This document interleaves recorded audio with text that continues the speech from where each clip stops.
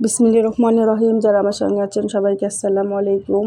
আজকে একটা মজাদার ভর্তা দেখাবো, সেটা হচ্ছে টমেটো দিয়ে রসুন ভর্তা। অসম্ভব মজাদার, যে একবার খেয়েছে সে বারবার খেতে চাইবে। আর এই ভর্তা করতে অনেকটা পেঁয়াজ আমি তেলে আগে দিয়ে দিয়েছি আর লবণ। এটা সুন্দর করে একটু ভাজা ভাজা করে নেবার, এই রসুনগুলো আমি সুন্দর করে ছেঁচে নিয়েছি। ছেঁচা হয়ে গেলে এর মধ্যে মরিচের গুঁড়া বেশ অনেকটাই দিয়েছি, হলুদের গুঁড়া, লবণ আগেই দিয়ে দিয়েছি ওটার মধ্যে, আর যার কারণে এখানে আর লবণ দেয়নি। মোটামুটি ধনে, মরিচ, হলুদ সব গুঁড়াই দিয়েছি। আর এই পেঁয়াজটা একটু ভাজা ভাজা করে নেওয়ার পর দিব টমেটোটা বেশি পাকা না, আধা পাকা টমেটোটা দিয়েছি। আধা পাকাটা দিলে বেশি টেস্টি হয়। তো টমেটোটা নেড়ে চেড়ে একটু ধৈর্য ধরে নাড়তে হবে। নাড়তে নাড়তে যখন একটু নরম হয়ে যাবে তখন বাকি মশলাগুলো দিব। বাকি মশলা বলতে রসুনটা দেব।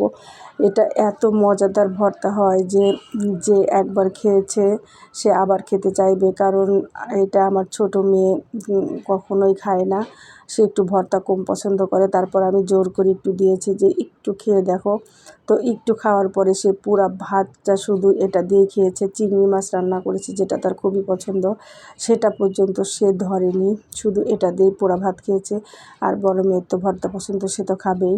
তো এই ভর্তা যখন বাসায় করা হয় তখন অন্য হাজার রকম তরকারি থাকলেও কেউ ধরবে না, শুধু এটা দিয়ে খাবে। তো আমি এই ভর্তাটা যখন থেকে শিখেছি অনেকবার খাওয়া হয়ে গেছে। মাঝখানে অনেক দিন করা হয়নি, ভুলেই গিয়েছিলাম।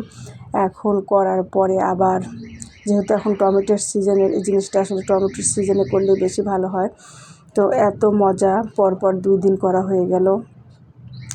মজাদার খাবার। আর দেশে যেহেতু ভোট পরশুদিন হবে, আগামী পরশুদিন, তো হয়তো বা নেটও থাকবে না 2-3 দিন, হয়তো আর ভিডিও দিতে পারবো না।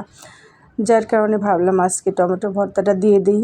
যারা ছুটিতে থাকবেন তারা একটু এই সময় এই ভর্তাটা ট্রাই করে দেখতে পারেন। হয়তো বা খারাপ লাগবে না আমার বিশ্বাস।